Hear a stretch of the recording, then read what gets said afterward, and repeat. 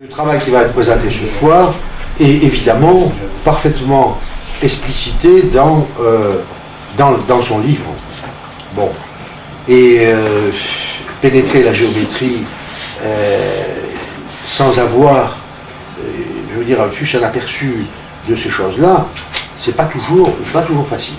C'est pour ça qu'il va y avoir une projection, et puis que Roger va essayer d'expliciter un petit peu les choses, parce que c'est pas la géométrie qui va être présentée ce soir n'est pas une géométrie habituelle ou constructible. Ça, c'est un point qui est important. C'est une géométrie à caractère sacré. Bon. Elle est manifestement issue d'une des sphères de ce qu'on a appelé les sciences sacerdotales, hein, avec la magie, l'alchimie, la géométrie. Hein, c'était un des aspects excessivement importants de la tradition. Alors, comment pénètre-t-on là-dedans? Bien sûr, pas par une conférence. Bon, par un travail incessant. Comme pour tout le reste, c'est vrai pour toutes les sciences initiatiques, c'est exactement la même chose. De notre côté, la qualifier d'ésotérique serait une erreur, la plus totale.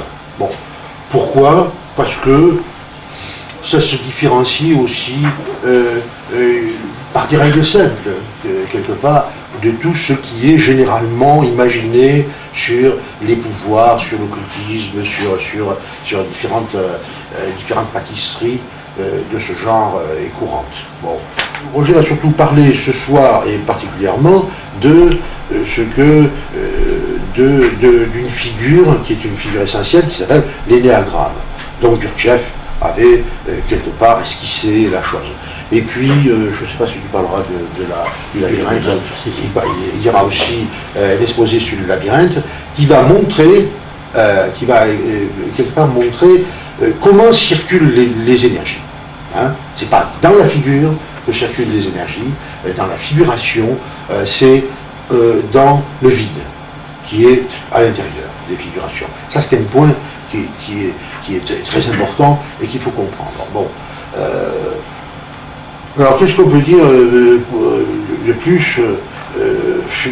Pas grand-chose.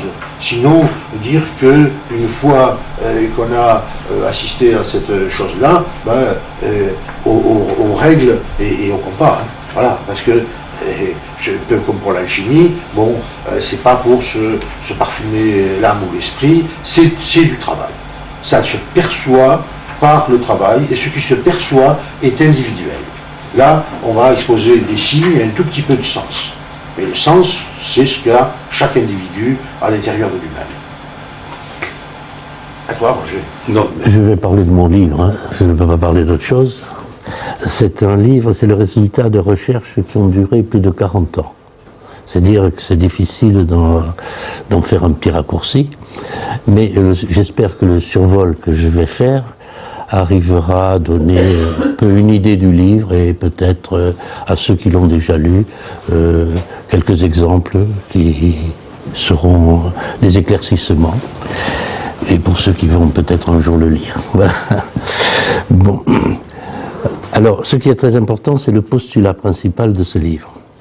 Le postulat principal de ce livre est que tout symbole graphique, ce que nous appelons habituellement symbole, que moi j'appelle symbole schème, à cause de schéma, est dans la fixité qu'il représente le résultat d'un principe créateur dynamique, le symbole actif. Et c'est très facile à comprendre. Disons qu'il y a le symbole, l'image que nous connaissons, et le symbole actif, c'est une autre image qui se déroule au moment de l'apparition de l'image. Le symbole actif est issu des frontières de l'intelligence du monde. Il est la vie, mais la vie hors de toute génésie, c'est-à-dire c'est une vie qui ne peut pas s'arrêter, c'est le vivant, exactement. C'est un principe créateur, une géométrie dynamique qui va créer des évacuations traçantes qui se fossilisent en symbole schème, l'image, ce qu'on appelle habituellement symbole. Le symbole actif est issu des frontières de l'intelligence du monde. Il est la vie qui se fossilise au moment de l'apparition de l'image. C'est très important, je le répète, parce que c'est quand même très important pour la suite de la conférence, de comprendre cela. Le passage du symbole actif en symbole schème s'effectue au moment même de l'apparition de l'image. Il n'y a pas de distorsion entre les deux choses. Quand l'image apparaît, le symbole actif s'est déjà mis en action, il s'est fossilisé et il a fait le symbole schème. Le symbole schème, dans sa fixité, contient la mémoire cachée de son géniteur. Notre étude traite de cette mémoire et des moyens de la réactiver, de lui redonner vie. Il existe chez l'homme une sorte d'instinct préconscient, une véritable préscience d'ordre géométrique et graphique qui peut être revisitée, réanimée, transmutée, afin de pouvoir réaliser cet accord majeur que l'hermétisme ancien appelait le haut et le bas. Si un homme se trouve dans la position primitive, en l'absence de toute donnée, face à sa nudité première, au sein d'une nature qu'il va appréhender pour la première fois, cet homme, animé par un désir d'inclusion dans l'univers sensible, face aux images, de tout ce qu'il voit, dans une sorte de préconscience, va mettre en activité la réminiscence, porteuse d'équivalence issue de l'intelligence du monde. C'est le symbole actif qui se met en action. Suivant une loi dynamique qui lui est propre, dans une mobilité géométrique créative, il effectue ses évacuations traçantes qui se fossilisent et donnent le schème, le symbole schème. Ce passage est un instant précieux où s'opère cette transformation. Je l'appelle d'ailleurs le passage. Le symbole schème, dans sa fixité, contient la mémoire de son géniteur. Cette mémoire, une fois analysée, réanimée, réactivée par le biais d'une activité opérative de choix, peut permettre d'établir pour une infime parcelle de temps cet accord majeur jouxtant les frontières de l'intelligence du monde. Réaliser le passage, c'est réintégrer la dynamique et se donner la possibilité de découvrir une approche de géométrie rituelle et donc aussi peut-être d'établir les moyens opératifs pour y parvenir. Voilà, ça c'est le postulat.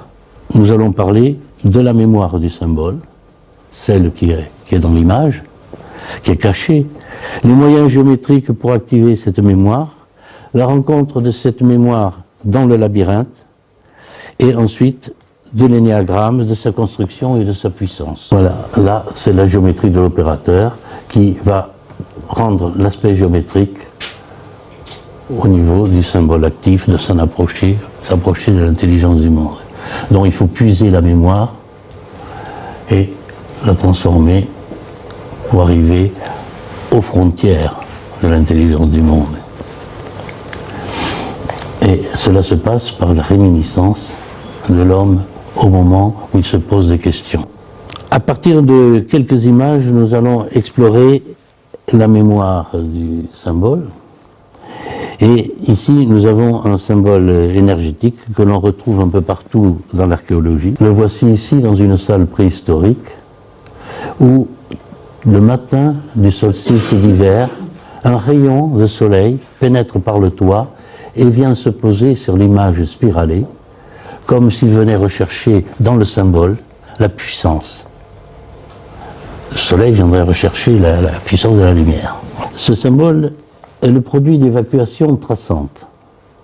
Donc nous allons essayer de mémoriser, je vous demande d'essayer de le faire, tout ce qui est en blanc et de l'imaginer en noir. Voilà ce que ça donne. On va revenir en arrière. Voilà, le blanc, vous regardez bien le blanc, et ce qui est en noir va devenir rouge. Mais va se développer, ce sont les évacuations traçantes. Donc, premier développement là-haut, voilà ce que nous allons obtenir. Et si nous continuons cette course, nous arrivons à la Zastiska. Voici. Là, nous allons rechercher, à partir de cette image, la mémoire du fixe et de l'animé, parce que dans l'image symbolique, il y a à la fois le fixe et l'animé, dans la mémoire aussi. C'est donc si on veut réactiver cette mémoire à un moment donné, on essaie après de le faire en traçant, il faut bien comprendre ce qu'est le fixe et que c'est la dynamique. Nous allons rechercher cette mémoire au moyen d'un petit croquis très simple. Nous allons imaginer un triangle. Ce triangle va se doubler. Une fois doublé, il va se redoubler, la figure obtenue va se redoubler, elle va se mettre en ligne. C'est la mémoire du fixe. C'est ce qu'on retrouve assez facilement.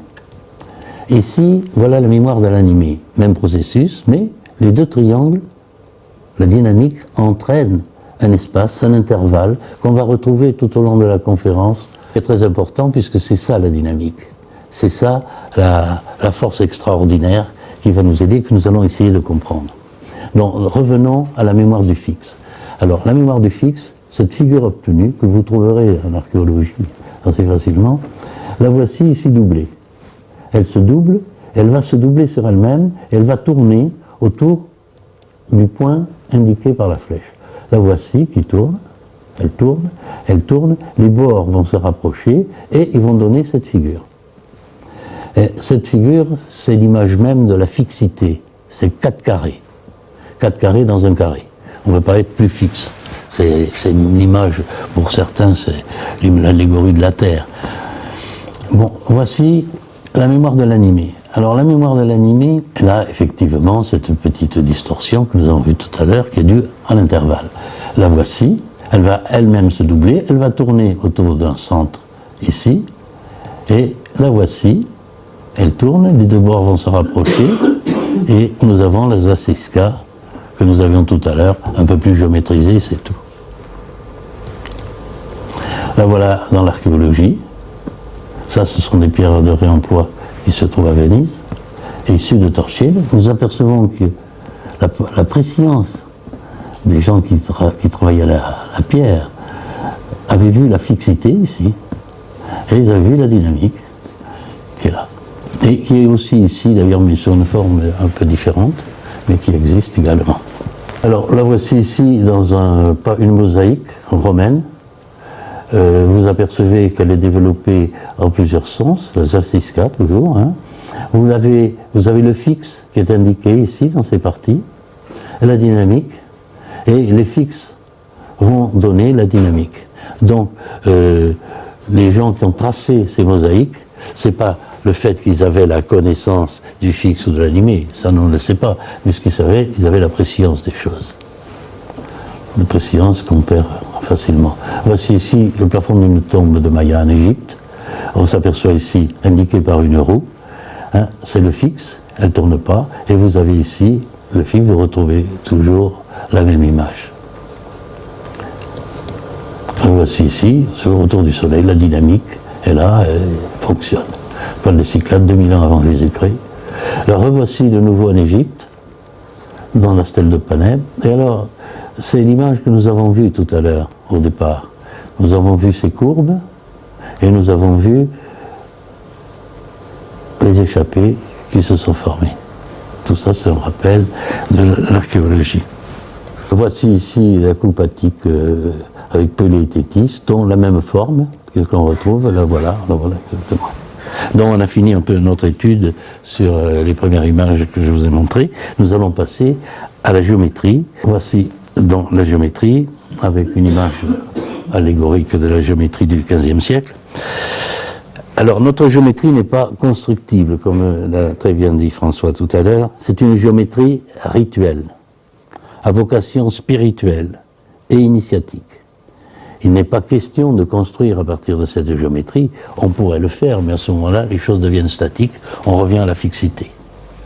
De même que quand, dans certaines opérations géométriques au sol, on évite certains traçages parce qu'on sait que la figure n'est plus vivante, elle est morte. Elle est une image qui a perdu toute sa force. Bon, ça, ce sont des passages de géométrie rituelle qui indique un peu à celui qui cherche l'endroit où il est, et c'est comme une borne qui, au bord du chemin, indiquerait au voyageur l'endroit où il est et là où il doit aller. Alors voilà, maintenant je vais parler de la génération. La génération, dans notre géométrie, c'est un principe, c'est une trame. C'est une trame lors des traçages qui sont faits au sol, etc., et rituellement. Il y a une loi, c'est un traçage qui va de l'infiniment petit à l'infiniment grand, et qui se présente de façon assez simple. C'est un cercle qui est coupé par un autre cercle en passant par les centres, lesquels vont générer deux autres cercles, qui vont générer un troisième cercle, etc., d'un infiniment grand à infiniment petit. C'est une trame fixe, mais c'est une trame fixe qui, à la fois, va du plus grand au plus petit. Donc, dans sa fixité, il y a encore une autre dimension. Et donc, quand on trace au sol, ou celui qui trace pour tout seul, il est obligé d'en tenir compte, parce que c'est essentiel. Il ne peut rien bâtir s'il n'y a pas cette trame. Et cette trame, celui qui trace, il doit se rappeler à chaque instant cette espèce de forme qui va du plus petit au plus grand. Voilà, dans la première chose qui se crée dans une figure, sur cette trame, c'est cette figure. Cette figure qui rappelle la tétrakis des pythagoriciens, 1, 2, 3 et 4 qui font 10, et qui rappelle aussi le sceau de Salomon, si vous regardez, allégorie de la divinité et de l'harmonie, et aussi les éléments alchimiques, le feu, l'air, l'eau, la terre, etc. Cette figure, je l'appelle figure essentielle, parce qu'on ne peut rien tracer rituellement si on n'a pas la figure essentielle. Donc, la tétrakis, pour certains, c'est aussi une figure essentielle, souvent avec un aspect purement mathématique, mais il y avait un aspect géométrique. Mais enfin, ça c'est une autre conférence, un autre discours. Voici des tracés rituels avec la tétrakis qui est là, la figure qui est obligée d'être là partout. La voilà dans une autre figure, elle est toujours là. C'est un point de départ, on la retrouve partout, on la retrouvera tout le temps, et on ne peut pas travailler sans elle. Et quand on la retrouve dans un symbole, il faut imaginer, rechercher l'endroit où elle est vivante et ce qu'elle apporte. Voilà, maintenant je vais parler de notre cercle. On a parlé de la trame, et ça, c'est le cercle épi, c'est l'animé. L'animé, c'est... Dante en parle souvent dans la Divine Comédie. Nous sommes dans l'actif, là. Nous ne sommes plus dans le monde fixe, on est dans la dynamique. Le cercle épi que vous allez voir est un cercle qui trace. C'est le premier moteur, c'est le premier mobile, comme l'explique cette gravure du XVe siècle. Voilà. Donc, on peut comprendre que le cercle épi donne l'impression de naître dans la trame dont je parlais tout à l'heure. C'est-à-dire, on trouve là les deux cercles, etc. Parce que il a le périmètre, il est le plus petit que le grand cercle. Autrement dit, son diamètre est le rayon du grand cercle, dont son périmètre à lui, eh bien, il est le double. Donc, on peut dire tout cercle, un cercle épi. Quand on trace, d'abord c'est lui qui définit le centre, et ce cercle épi, lui-même, a un cercle épi.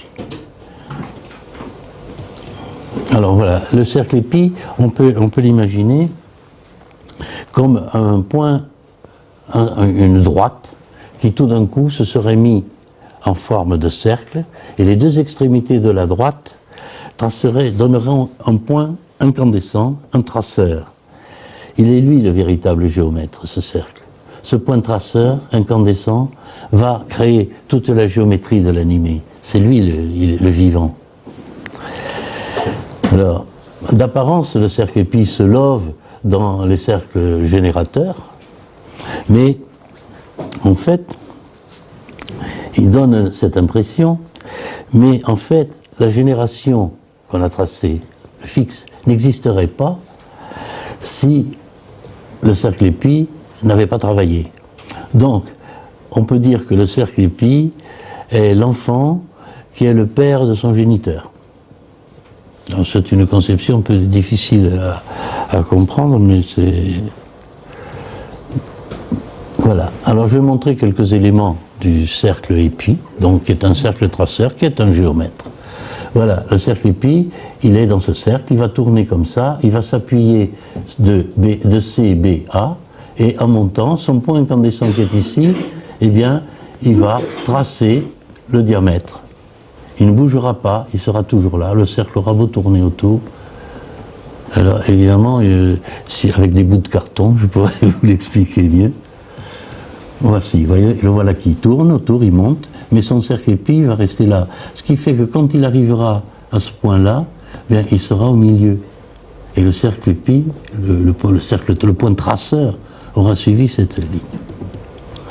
Bon, le voilà ici qui se développe le long d'une ligne qui va de A à B et de B à A, et où son périmètre s'installe. Alors, le voici ici de nouveau. Mais là, il a tracé son périmètre de A en B. Donc, son périmètre à lui se trouve être AO et OB. Et on peut dire que ces deux côtés, AO et OB, sont les deux côtés d'un carré qui a le périmètre du grand cercle. Je reprends. Le petit cercle, son périmètre est la moitié du grand cercle. Dont son périmètre, il est inscrit de A à B, O. Donc nous avons là la véritable quadrature du cercle. Il n'y en a pas d'autre. C'est-à-dire que le carré qu'on va former avec ces deux côtés donnera le périmètre du grand cercle. Voilà. Voilà ici la quadrature du cercle selon le cercle épi. Alors, je dois dire que pour tracer ça, il faut une petite machine, quand même. Une petite machine, François la connaît, l'avait vu, c'est vraiment insignifiant, c'est quelque chose de très simple. Il faut imaginer que le cercle épi est un cercle qui a un point traceur, dont dans le livre j'explique vaguement ce que c'est. On s'en est servi, on a créé dans cette courbe, on ne peut pas la créer avec un compas. On est obligé de passer par le cercle traceur. C'est lui qui trace. Ce n'est plus le compas. Le compas, c'est dans cette partie. Donc, la résultante, c'est la quadrature du cercle. Et là, c'est un petit élément qui n'entre pas dans le sujet de ma géométrie, mais qui est quand même intéressant. On peut imaginer la pyramide de Khéops. La hauteur de la pyramide est le rayon d'un cercle qui a le même périmètre que la base de la pyramide. On s'est toujours demandé comment les Égyptiens avaient fait, les prêtres égyptiens avaient fait. Ben, ils avaient sans doute fabriqué le même petit appareil que moi, qui est très bête, qui est très facile. Enfin, oui, il est assez facile. Donc voilà, là, on s'aperçoit que si le carré qui va se constituer avec les deux côtés, ici, comme tout à l'heure, va donner le périmètre du grand cercle. Voilà. Et en même temps, l'angle ici va donner l'angle de la pyramide extérieure. Enfin, il y a tout là. Hein. Mais le but encore de ma géométrie n'est pas de construire. Hein. Il ne faut pas l'oublier. Donc, il ne faudrait pas s'amuser à faire de... Mais de toute façon, c'est quasiment impossible puisqu'on ne peut pas se servir d'un... Et cette courbe ici, eh bien, c'est le diamètre de ce cercle. Voilà le cercle épi qui est représenté dans une mosaïque. Et on comprend très bien sa position. Et voilà, ici nous arrivons à une démonstration qui petit à petit va nous amener à la compréhension du labyrinthe. Même si on n'a pas tout saisi, voilà les deux cercles épi qui tracent. Ils tracent, ils sont en train de tourner, de rouler de X en Y, et A court comme ça, et B court comme ça. Donc ici, ils sont bloqués. Or, le cercle épi, c'est le vivant. C'est hors de toute génésie, c'est un vivant qui ne peut pas mourir. Qu'est-ce qu'il va faire? Eh bien, il va libérer son cercle épi. Il va solidifier, si on peut dire, cette forme, et puisqu'il n'existe plus, il se libère de toute cette partie, et il libère son cercle épi avec son point de traceur, qui va tracer cette ligne. Voilà. Donc, nous avons établi, le cercle épi a établi une circulation. Et cette circulation nous amène à comprendre le labyrinthe. Et nous y allons. Voilà, c'est une représentation, c'est une image. Voilà, nous allons travailler et essayer de comprendre le labyrinthe de Knossos, dit de type gnossien, qu'on trouve sur les monnaies crétoises. C'est le labyrinthe le plus connu et le plus vrai. En plus, c'est celui qui a le plus d'importance. Donc, nous allons d'abord, avant de s'intéresser à la structure, nous intéresser à la démarche intérieure, au cheminement. C'est le fil rouge. Voilà le cheminement. On n'a pas tenu compte des côtés. Voilà le cheminement du labyrinthe. Et on va essayer de comprendre comment sa structure est faite. On s'aperçoit qu'il y a 3 opérations essentielles.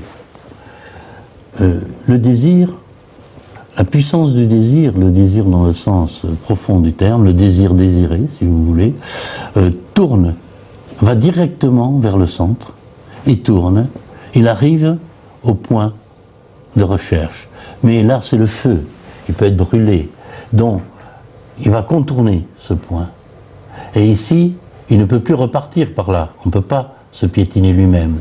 Dans tout cheminement, il est obligé, et puis de toute façon, il enfermerait le lieu du désir, l'aspiration, il l'enfermerait complètement, il ne pourrait plus y accéder. Donc, il part à l'extérieur et il va essayer de comprendre son premier développement. Quand il arrive ici, il ne peut pas repartir, il ne peut pas couper davantage. Donc, il repart dans l'autre sens, et une 3e fois, et là, eh bien, il pénètre dans l'intérieur du labyrinthe. Il y a eu 3 opérations qui sont essentielles. Voilà. Donc, parce qu'une fois qu'il a fait les 3 opérations, les voilà ici, 1, 2 et 3. La structure du labyrinthe est terminée. Tout ce qui peut se passer s'il y a des prolongements, c'est à l'intérieur. C'est-à-dire, on repart, on recommence, on peut multiplier le cheminement, mais la cosse est fermée. Donc, c'est 3 opérations, il n'y en a pas davantage. Alors, voilà quelques exemples.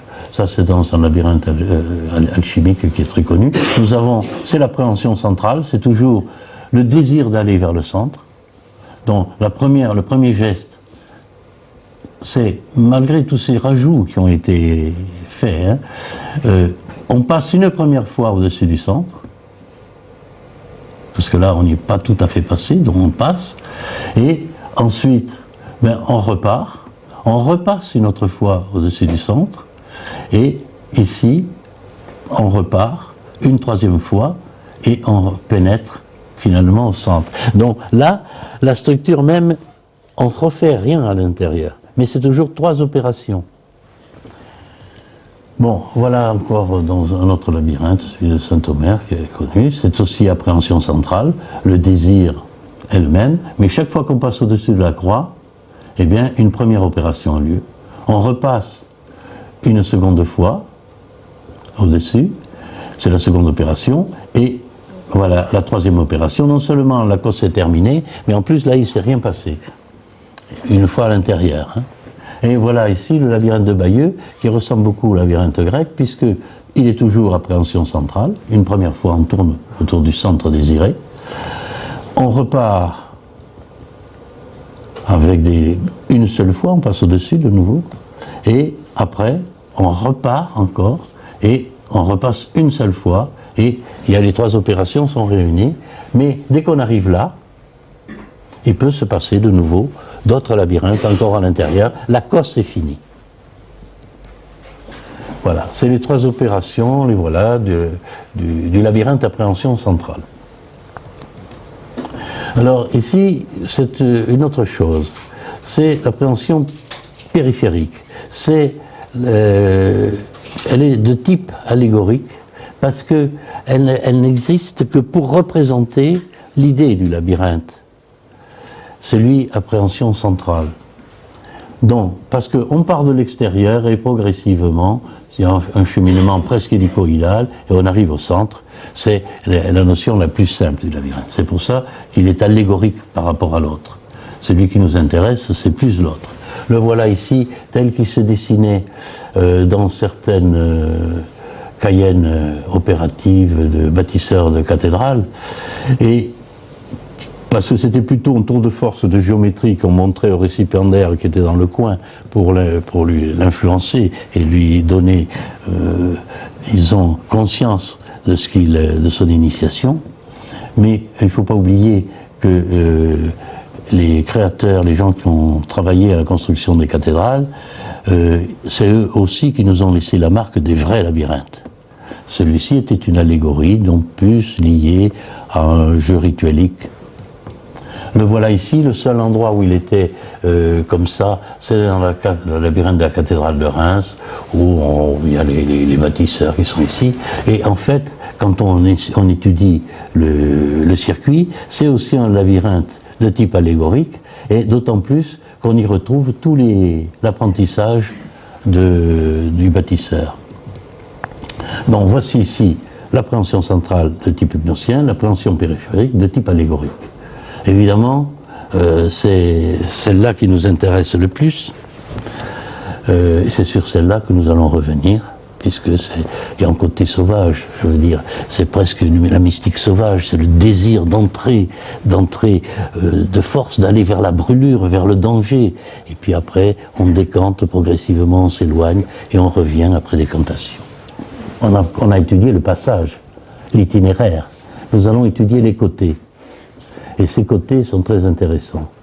Parce que, les voici ici, nous avons dissocié dans une idée droite-gauche. Dans un couloir, il y a un mur à droite, un mur à gauche. Nous les avons dissociés, et il y a la partie noire, la partie, donc moi j'appelle ça M et F, vous comprendrez pourquoi par la suite, c'est masculin et féminin. Donc, on s'aperçoit que dans ces deux principes, le numéro 1 est ici, le numéro 3 est là.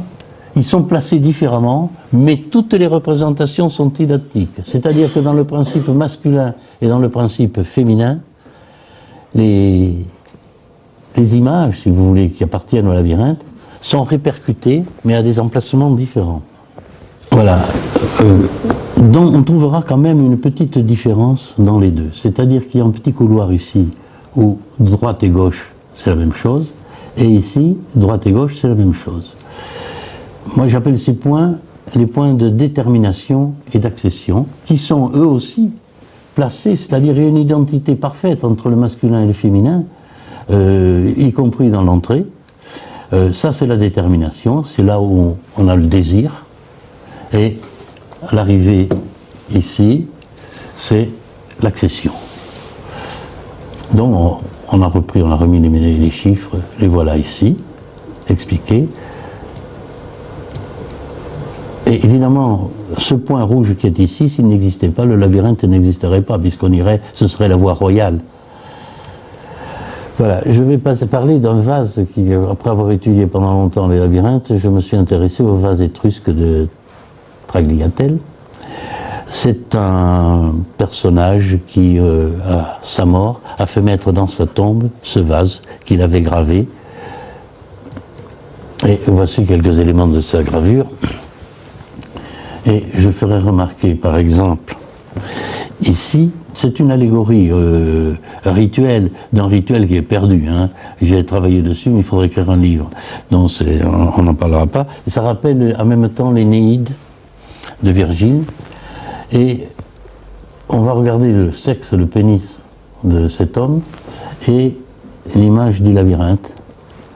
Ça m'a conforté dans mon idée qu'il y avait un principe mâle et un principe femelle. Et d'ailleurs, on est obligé bien de le voir, ici, il y a deux accouplements. Et chez les Étrusques, il n'y avait pas de problème, on était loin du judéo-christianisme, dont ce genre de rapport pouvait servir à n'importe quoi, à expliquer une forme ou autre chose. Voilà. Les soldats qui sont ici, en fait, c'est les soldats gardiens, dont ce serait un rituel, ce serait trop long à expliquer. Par contre, on va s'intéresser au couple. On va comprendre très vite que l'accession, c'est ici. C'est-à-dire, les choses se passent normalement. Il n'y a pas de courbe. Et ça, c'est la détermination. Et ça, c'est l'accession. Voilà l'accession ici. Voilà l'accession, la détermination. C'est les deux phases du désir. Quand je parle le mot désir, je l'emploie dans un sens tout à fait ésotérique et plutôt dans le sens du sacré. Hein. Voilà, alors maintenant, je vais essayer d'expliquer à partir des cercles épis comment fonctionne, s'est créé le labyrinthe et pourquoi il y a un centre. Nous allons imaginer ce cercle épi qui tourne autour comme ça de celui-là, celui-ci tourne autour de celui-là, il y a un étranglement qui va se passer. Ce cercle épi ne peut pas passer. Donc comme précédemment, il va sortir son propre épi, il va se solidifier, mais ce faisant, le voilà, il sort, donc il crée un passage, il le trace, et donc il oblige tous les autres centres à sortir leur cercle épi. Et si on continuait la figure, on n'a pas de place, nous arrivons à ceci. C'est-à-dire que le cercle X au départ, qui a libéré son cercle épi, tous ont libéré leur cercle épi, et voilà, ça donne le labyrinthe, mais géométriquement installé. Et ici on retrouve le principe mâle et le principe femelle. Donc, dans cette figure, quand on la regarde comme ça, on se dit, mais ici c'est quoi? Mais c'est la génération. Elle est de nouveau là, la génération. Elle indique la marque. Donc, on s'aperçoit qu'ici, il y a un petit intervalle qui n'est pas logique, ça n'arrive pas jusqu'au centre. Vers cet intervalle, c'est la dynamique. Le cercle qui était ici, voilà les deux flèches, eh bien, il est le lieu où s'est créé le symbole. C'est le lieu où on doit aller pour retrouver cette espèce d'élan. C'est le lieu, l'aboutissement du désir. Maintenant, nous allons passer à l'énéagramme. Alors, l'énéagramme remonte à la nuit des temps. Il est revendiqué dans certains textes par le soufisme, mais aussi par le judaïsme. Il a été oublié longtemps, et je dois dire que Gurdjieff, au sein de son institut, l'a remis à l'honneur, et sûrement avec des connaissances qu'il n'a pas dû donner, y compris la construction que vous allez voir. Alors, il ne faut pas oublier que un symbole où l'absence de la génération est indiquée est un symbole caché, c'est-à-dire désactivé. On a enlevé la possibilité de l'animer et de le comprendre. Donc, Gurdjieff devait peut-être connaître cette construction, mais il n'a pas jugé bon de la donner. Donc, je me suis penché longtemps sur l'énéagramme et je me suis dit, il manque une partie dans l'énéagramme. Et la partie, je l'ai trouvée relativement simple, mais ce n'est pas n'importe quel cercle. C'est le cercle de la création qui a fait la dynamique, etc. On se retrouve là. Donc, ce cercle, c'est pas n'importe quel cercle. On s'aperçoit, par exemple, et Dieu merci, j'espère que quelqu'un ne va pas redessiner l'énéagramme en se disant, oh, puisque le rayon du grand cercle, c'est la même chose que ce côté, et il va simplifier la géométrie. Ce serait trop simple et ce serait bête. Parce qu'en fait, voilà tout le nombre de rapports qui existent dans ce grand cercle, qui est la génération. Et voilà, ça c'est des études qui ont été faites sur la construction d'un énéagramme, on peut s'en passer, hein, et voilà, là aussi. Non, là, voilà la représentation où on a refait 3 fois l'énéagramme. Cette construction est d'une grande puissance, elle est incomplète, hein, il y a une figure, parce qu'il faut mieux la tracer au sol. C'est sans doute une des plus grandes puissances initiatiques que je connais. J'ai tracé beaucoup de figures géométriques, ritueliques, etc. Et celle-là, c'est invraisemblable. Et on comprend que Gurdjieff un de ses disciples raconte qu'il avait dit qu'un homme dans le désert, perdu, qui arriverait à tracer l'énéagramme tout seul, donc s'il disait ça, peut-être qu'il avait la construction, eh bien cet homme-là rencontrerait, connaîtrait toutes les lois de l'univers. Voilà.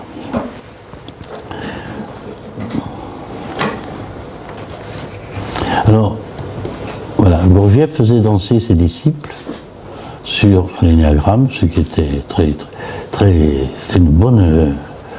c'était une bonne idée, mais enfin, je pense que si on peut réaliser la construction rituelle, c'est plus important que de danser. Les psychologues aujourd'hui ont un peu envahi, ils se servent de ça pour définir les qualités des individus sur le plan psychologique, mais avant ils se sont servis du sceau de Salomon, du pentagramme étoilé, c'est plutôt une imagerie, et de toute façon, ils ignorent la construction rituelle, et peut-être que ça marcherait mieux qu'une analyse. Voilà un des aboutissements de géométrie rituelle, mais quand on trace, c'est plus compliqué, évidemment, et là, c'est l'arrivée. Voilà, alors, à propos de l'énéagramme, je vais reparler d'autre chose, sur la quadrature du cercle, mais non plus celle du cercle épi. Celle du cercle épi, c'est la véritable quadrature. C'est le cercle traceur, celui qui appartient au mobile, qui trace. Là, c'est l'homme. Et le voilà tracé correctement. Et dans le principe de la génération, la trame, dont j'ai parlé tout à l'heure, il y a des petits cercles et des grands cercles. Il y a le grand générateur, le petit générateur, j'ai simplifié évidemment, et on s'aperçoit que si on va du petit générateur à un élément de la tétractrice, on s'aperçoit qu'on va créer un carré. Mais ce carré est légèrement plus grand, mais de très peu. Des gens ont fait des erreurs en croyant avoir découvert la quadrature du cercle. Il a le périmètre un petit peu plus grand du cercle. Mais si je trace l'énéagramme dedans, le cercle énéagramme, c'est-à-dire que je me sers de ce grand cercle comme du géniteur de l'énéagramme. Et il va se passer ceci, il y a un petit intervalle entre les deux. Donc, si dans mon cercle de l'énéagramme, je trace l'épi qui est ici, l'épi va glisser le long du diamètre et va tracer une autre ligne, ici, et il va en tracer partout, il va faire un carré. Et ce carré, il est légèrement plus petit que le périmètre du cercle. Donc, on arrive à un intervalle, qui a un lieu de résonance, qui est un lieu très intéressant et très profond, parce que c'est la différence entre le ciel et la terre. Je veux dire, je simplifie, c'est la différence entre le cercle et le carré, en fait. C'est cette espèce d'intervalle qui est sacré, c'est un lieu sacré. Et lors de traçage au sol, par exemple, on ne le trace pas. On l'indique sur un seul côté pour ne pas fermer la figure. Parce que si on le trace, c'est le cas dans cette figure, l'animation n'existe plus, le symbole est quelque part inachevé. L'opération ne va pas jusqu'au bout. C'est une opération courte, disons. L'opération que je vous ai montré précédemment avec plusieurs triangles, etc., c'est l'opération longue. Il y a des opérations de plus en plus longues. On peut dans certaines figures passer des journées entières. Bon, voilà la figure la plus simple de la construction de l'énéagramme. Vous avez tous les points ici, qui sont ce qui divise le cercle. Pour ceux qui s'intéressent aux mathématiques, il divise le cercle en 9, c'est-à-dire qu'il fait la trisection de l'angle, ce qu'on nous avait appris, qui n'existait pas. Enfin, dans mon enfance, on m'avait dit qu'on ne pouvait pas faire la trisection de l'angle. On y arrive sûrement avec des moyens très compliqués. Là, elle se fait automatiquement. Et au centre, par un système de retour, justement, du petit générateur à ce point sur ce cercle qui est le cercle de l'animé, hein, il y a cette figure qui se trace. Et voilà, cette figure rappelle la figure combinatoire de Raymond Lull.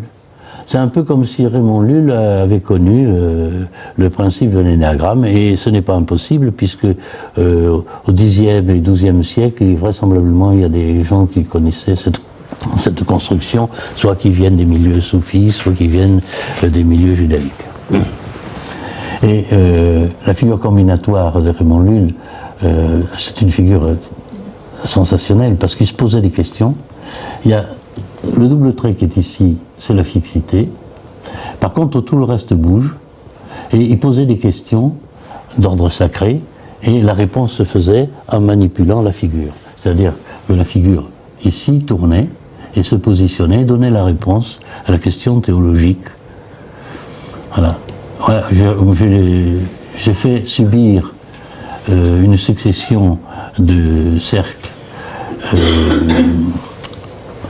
énéagrammes, et j'arrive dans la construction rituelle qui consiste à faire 3 énéagrammes successifs. Nous arrivons à l'image de Lull, dont ceci est fixe et ceci tourne.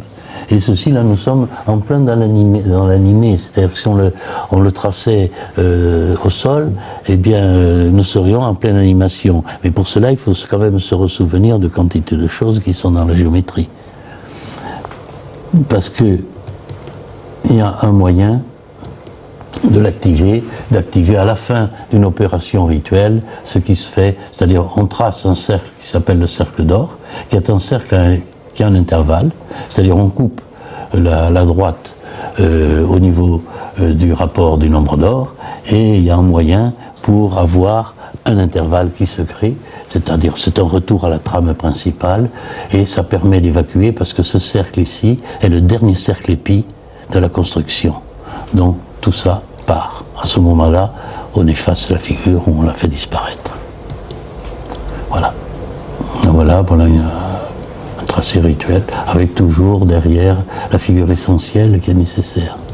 C'est terminé, ma conférence est terminée.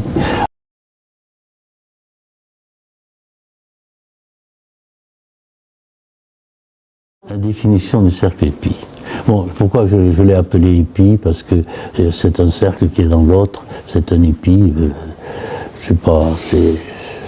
J'aurais pu l'appeler d'un autre nom, mais je pense que épi allait correspondre très bien. Bon, ce cercle est un cercle traceur. Il appartient à la partie vivante de la géométrie. Quand je parlais au début du thème de ce livre, c'est-à-dire que j'ai parlé de l'animé, du symbole actif. Il appartient au symbole actif, il est lui-même l'activité, puisqu'il trace, il est vivant. Il semblerait qu'il trace même selon une loi de mémoire qui lui est propre. Parce que dans certaines figures, on peut arriver à le montrer. Dans des figures au sol, François l'a vu souvent, on est arrivé on le montre. Même il est nécessaire de le montrer pour l'évacuation des images. Le cercle traceur est un géomètre. En fait, c'est lui le véritable géomètre dans l'ordre de l'animé. Dans l'ordre du fixe, c'est moi qui trace, quand je trace. Ou celui qui a pris le compas et la règle. Et il faut effectivement comprendre que ça appartient à l'activité. Quand l'homme aperçoit l'image, quand après son trouble, celui qui est dans la solitude et qui tout d'un coup découvre le monde, il y a les nuages, l'eau, il peut avoir peur, et il va essayer de retrouver quelque chose, il veut comprendre l'univers, et à ce moment-là, il aperçoit une image qui lui est donnée. Et cette image, elle est le fruit de notre travail, qui est le symbole actif. Après, lui, de ce symbole, il va en faire n'importe quoi. Peut-être qu'il va le mettre sur sa soupière, je ne sais pas. Il va d'ailleurs lui donner une erreur terrible qu'on retrouve dans presque tous les symboles, c'est l'élément droite-gauche. Pour moi, un symbole, c'est clair. Il n'y a pas un symbole qui tourne à droite, un symbole qui tourne à gauche. D'ailleurs, dans l'image de la Vastiska que vous avez vue, elle est multiple, celle-là. Hein. Elle tourne dans tous les sens. Et c'est une mauvaise approche des symboles. Un symbole, c'est quelque chose qui est comme sur une glace.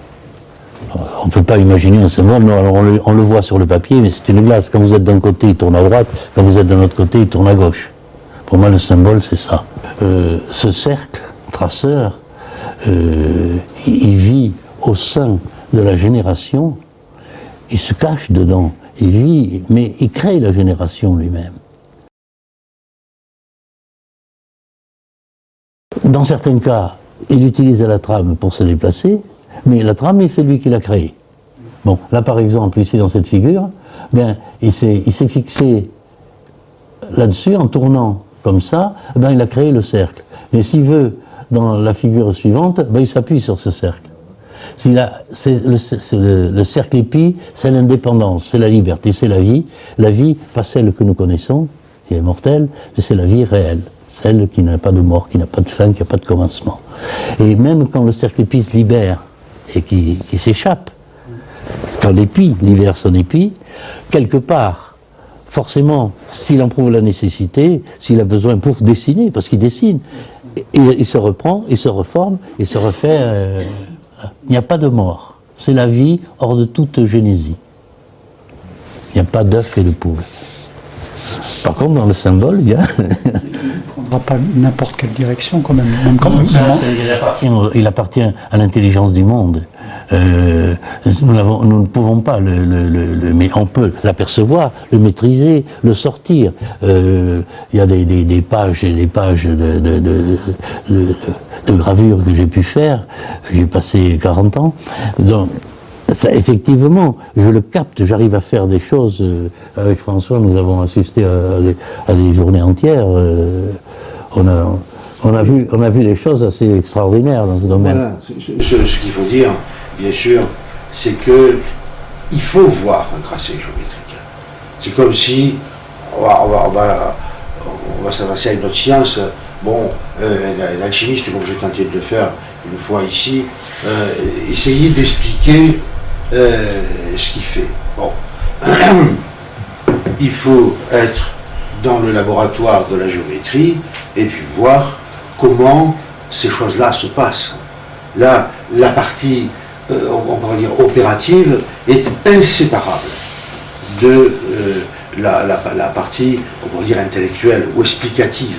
Ça, c'est le signe. Hein.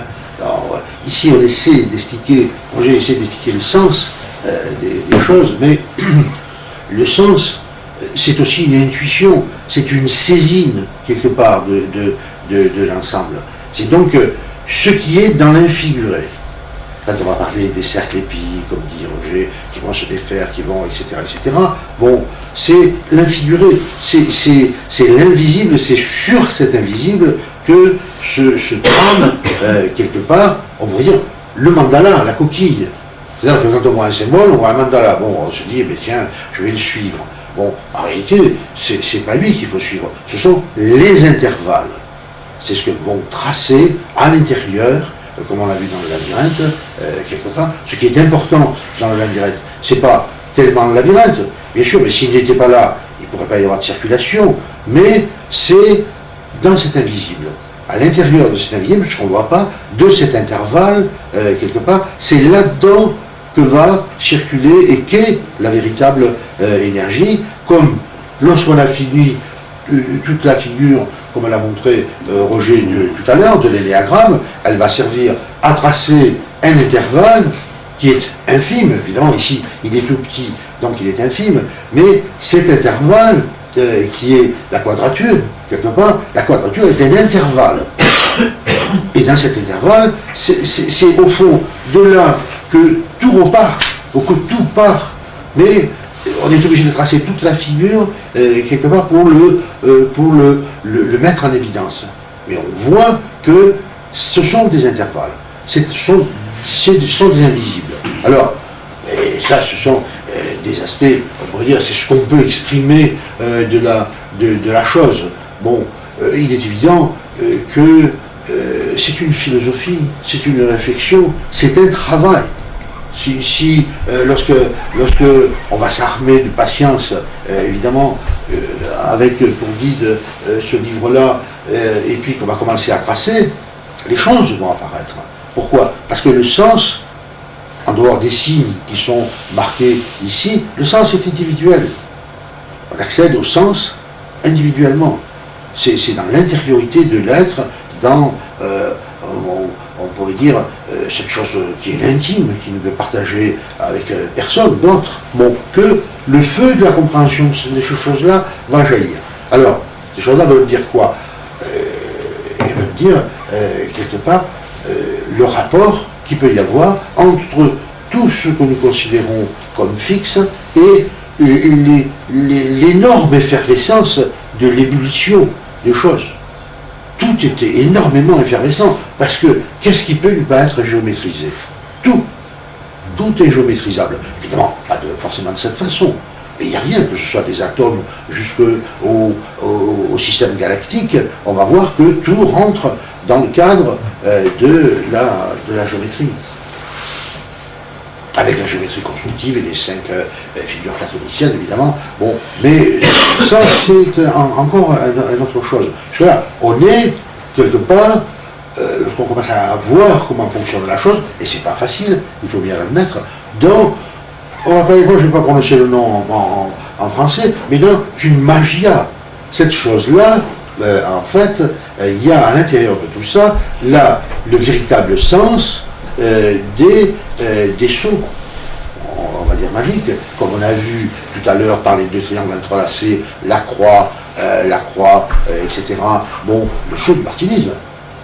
Avec cette différence, c'est que au fond, on ne le voit pas toujours avec le cercle extérieur qui permet le tracé de l'énéagramme. Mais même si l'énéagramme n'est pas tracé, dans le saut martiniste, même s'il n'y a pas la tétractys, on voit très bien que on a les symboles.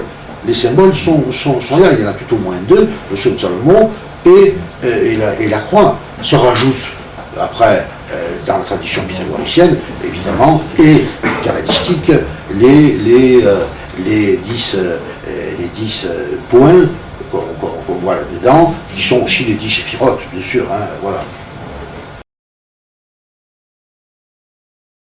Le cheminement, il part le long, il va vers le centre, et il contourne la chose. Imaginons, dans le livre, il y a un conte qui l'explique. On va vers le centre, on risque de se brûler. Si on y va, ou alors déjà c'est la prétention, c'est inavouable de vouloir aller tout de suite. Donc on tourne autour, et on repart, et on voit sa propre démarche. Et on repart dans l'autre sens, et on rentre à l'intérieur. Il y a une décantation qui se fait en 3 temps, si on peut dire, et une fois qu'on est à l'intérieur, la cosse du labyrinthe, sa structure est terminée. Mais on peut recommencer là où est la flèche, on peut recommencer un autre labyrinthe. Et après, on peut en recommencer un autre. Mais c'est toujours 3 opérations. La cosse principale est terminée. Le point A, ici, est le point de rencontre. Parce que si vous dissociez le point A, pour arriver à ça, on part du calcul simple, droite et gauche, dans un couloir où on se promène. On a vu la circulation qui se fait en 3 temps. Mais ça ne nous intéresse plus, la circulation. Ce qui nous intéresse là, c'est le couloir du labyrinthe. Voilà. On a pris le dessin du labyrinthe, qui est à gauche, là, et on a dissocié les parties droite-gauche. Donc on a la partie mâle et la partie femelle. On s'aperçoit que dans ces deux courbes qui se pénètrent et qui rentrent l'une dans l'autre pour donner le labyrinthe, il y a un point de jonction qui est le point A. Si on supprime le point A, le labyrinthe n'existe pas. Puisqu'il ne peut pas y avoir de désir d'ailleurs. Donc, par contre, ce qui est intéressant de voir dans le labyrinthe, c'est cette possibilité, cette dualité qu'on trouve partout, mâle et femelle. Et on s'aperçoit que là, tout au moins pour le labyrinthe, le principe mâle et le principe femelle ont des points communs, des points de ressemblance énormes. Parce que si vous prenez le temps de regarder où se positionne par exemple le 2 et le 5, vous le retrouvez ailleurs ici. Le 3, vous le trouvez ailleurs, il n'est pas au même endroit. Mais tous les éléments sont semblables. Et quand on passe à la figure suivante, on s'aperçoit qu'ils sont là tous, mais qu'en plus il y a ce couloir qui appartient à chacun des deux. Chacun des deux a un couloir de détermination et d'accession. Quand on a réuni au point A, au point rouge, les deux figures, eh bien, il y a une circulation, on peut dire que c'est une entité féminine, enfin c'est mon point de vue, donc la démarche du labyrinthe devient féminine. C'est que si on met face à face le masculin et le féminin, ben il est possible, ça demande une étude à faire, il est possible que ce soit le résultat, ce soit le féminin, c'est-à-dire que à ce moment-là, on pourrait même imaginer que le monde est féminin. Il y a un point de rencontre qui se trouve là. Voilà. Oui, il n'est pas au même endroit. Il n'est pas au même endroit. Parce que ce labyrinthe, il n'y a que 3 opérations. Et c'est dans le labyrinthe qui est un peu plus loin ici, où il y a 3 opérations qui font la cosse du labyrinthe. Et après, une fois qu'on est au point ici, qu'est-ce qui va se passer? La fermeture est complète. Bien, on va recommencer un autre labyrinthe et ainsi de suite. Alors, ce qui s'est passé chez les bâtisseurs et aussi dans le manuscrit alchimique que nous avons vu au début, celui-là, on a rajouté, on a coupé en croix et pour compliquer le labyrinthe, mais on a respecté toujours la même tradition.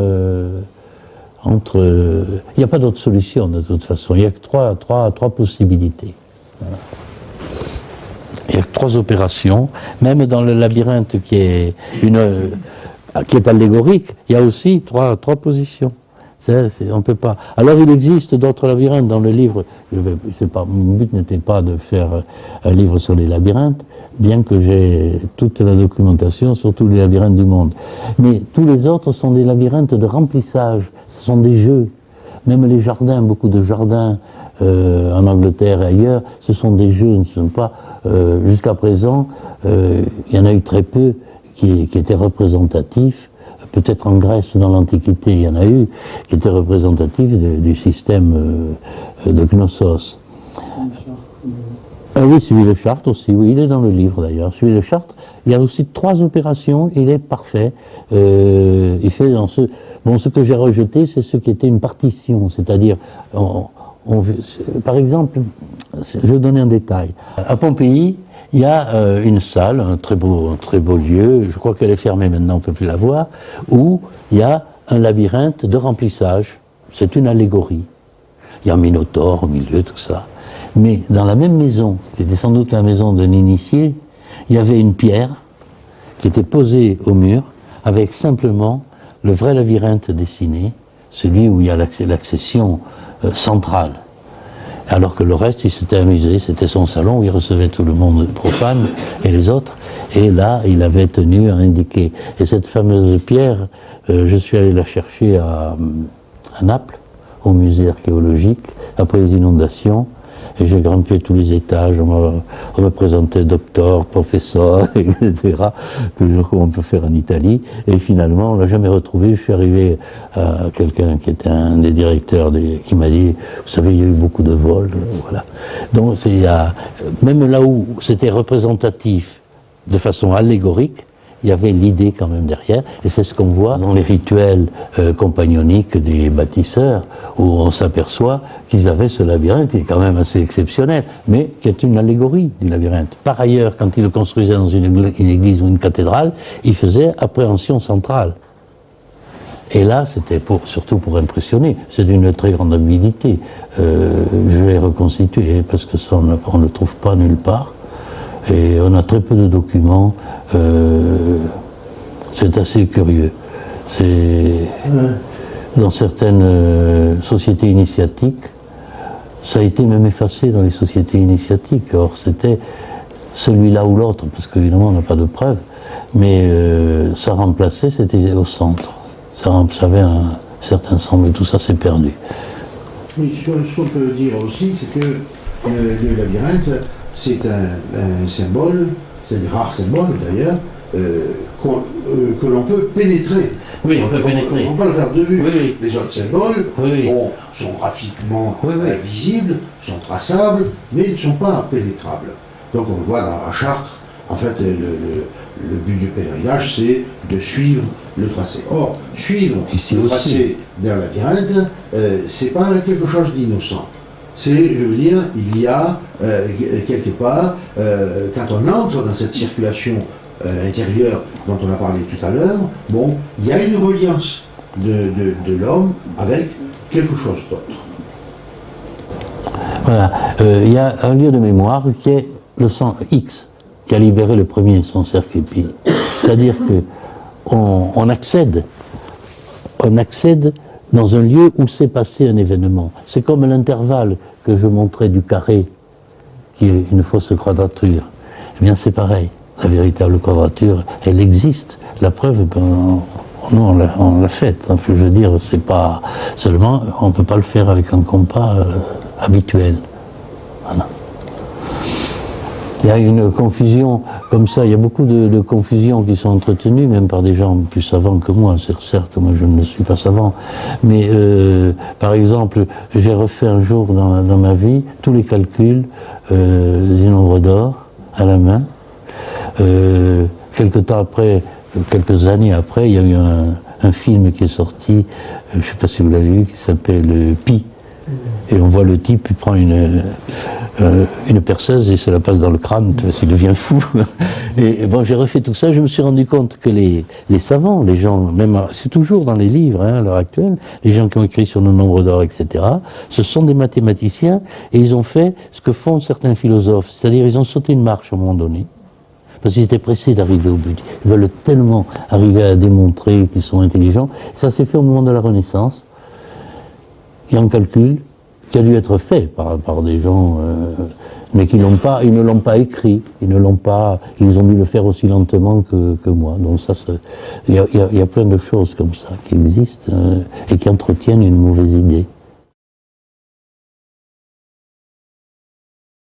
Au début de mes recherches, j'ai cru que je faisais que toucher à la géométrie des bâtisseurs, et c'est quelqu'un qui était très instruit de la géométrie des bâtisseurs, et qui était lui-même bâtisseur, même si c'était entre guillemets, et il m'a dit « ce que tu fais n'a rien à voir ». Mais il y a je le dis dans le livre, il y a comme s'il y avait eu des échappées. Comme si, tout d'un coup, certains savoirs, et ça, c'est ce que je dis à propos de la réminiscence et à propos de la préscience. Chez les compagnons bâtisseurs, j'ai remarqué qu'il y a des échappées. Un peu comme si, tout d'un coup, des choses qui sont difficiles à comprendre, ils l'avaient. Par exemple, le double carré, qu'on voit dans les sociétés initiatiques, a un sens. Ce n'est qu'une fraction des géométries, dommage que personne s'en serve de façon, c'est là pour orner, on s'en sert pas vraiment. Et ça permet de trouver le nombre d'or, ça permet de trouver, bon, mais il trouvait certains angles à partir de ça, hein. C'est le pavé mosaïque qu'on trouvait dans certaines églises, la chapelle des morts était souvent pavée comme ça, parce qu'ils arrivaient à tracer de cette façon, et le double carré, en fait, c'est 4 carrés. C'est 4 carrés différents, etc. Bon, ça, on est arrivé à comprendre que, bon, ben ça leur a été donné à un moment donné. Alors, c'est quelqu'un qui avait eu l'intuition, peut-être de la chose, peut-être, on ne sait pas, parce que vous m'avez posé aussi la question de Pythagore, on n'a rien. En réalité, on n'a que les récits des acousmatiques, ceux qui étaient là, qui n'avaient pas le droit de parler, qui pouvaient écouter, et ils se sont arrêtés surtout aux notions algébriques et au nombre. Sur la géométrie, on savait qu'ils traçaient, enfin, de façon légendaire, mais on ne savait pas quoi. On m'a parlé il existait en Israël un personnage qui se déplaçait pour tracer au sol, et il choisissait les gens et il traçait, il allait loin partout, il a passé sa vie, il n'a jamais voulu publier, et d'après ce qu'on m'a raconté, bon, c'était un peu dans le même esprit. La géométrie donne cette possibilité. Pour moi, je pense que tracer devant quelqu'un ou faire tracer quelqu'un, c'est lui donner une ouverture vers une connaissance extraordinaire, mais avec laquelle il ne pourra pas faire des cours à la Sorbonne. S'il fait des cours à la Sorbonne, c'est foutu.